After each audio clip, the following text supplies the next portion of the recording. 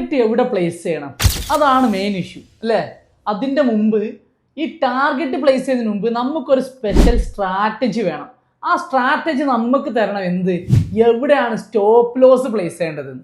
Stop loss എവിടെ വെക്കണം എന്നുള്ളതിനെ ഡിപ്പെൻഡ് ചെയ്തിട്ടാണ് നമ്മൾ എന്ത് വെക്കുക, ടാർഗറ്റ് വെക്കുക.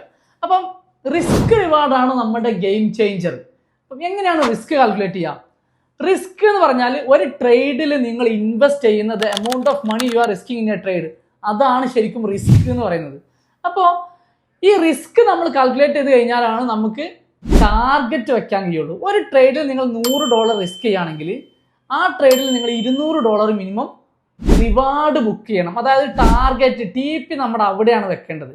അപ്പോൾ TP വെക്കണമെങ്കിൽ നമുക്ക് എന്ത് വേണം, സ്ട്രാറ്റജി വേണം, സ്റ്റോപ്പ് ലോസ് എവിടെ വെക്കേണ്ടത് തീരുമാനിക്കണം, റിസ്ക് റിവാർഡ് എത്രയാണ് ഫോളോ ചെയ്യേണ്ടത് തീരുമാനിക്കണം. ഞാൻ വീണ്ടും പറയാം, risk reward is the game changer.